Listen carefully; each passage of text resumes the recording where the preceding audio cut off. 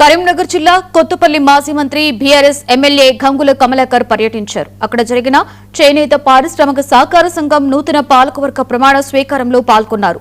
కేసీఆర్ హయాంలో సిరిసిల్ల కార్మికులకు బతుకమ్మ చీరల ఆర్డర్లు ఇచ్చి ఉపాధి కల్పించామని గుర్తు చేశారు. ప్రస్తుత ప్రభుత్వం వస్త్రాల టెండర్స్ ను ఇతర రాష్ట్రాలకు అప్పగిస్తూ స్థానిక కార్మికుల కడుపు కొడుతుందని విమర్శించారు.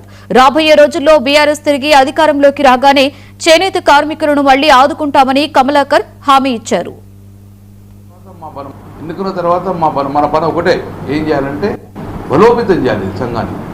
ఒకప్పుడు మనం 1000 రూపాయలు కడితే టీఆర్ఎస్ ప్రభుత్వం ఉన్నప్పుడు 2000 రూపాయలు గవర్నమెంట్ తీసుకొని పొదుపు కార్యక్రమం ఉంది. కానీ ఆ కార్యక్రమం ఇచ్చే పరిస్థితి లేదు.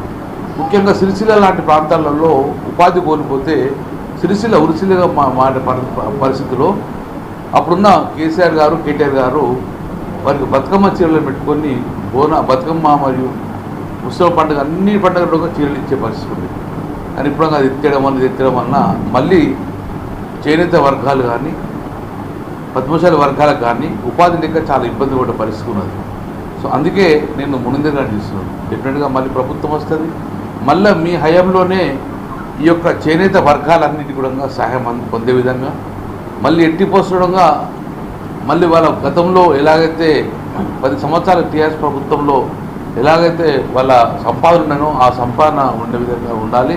ముఖ్యంగా మీరు దయచేసి ఈ సంఘాన్ని బలోపేతం చేయండి. ఎట్టి పసులు సంఘం ముందుకు ఉండే విధంగా తీర్చిదిద్దాలి. సంపూర్ణ సహకారం మాతో ఉంటుంది, ఎంత విధంగా సహకరిస్తారని చెప్పి మరొకసారి ఇక్కడ గెలిచిన డైరెక్టర్ అందరూ గెలుపుడు వరకే మనకు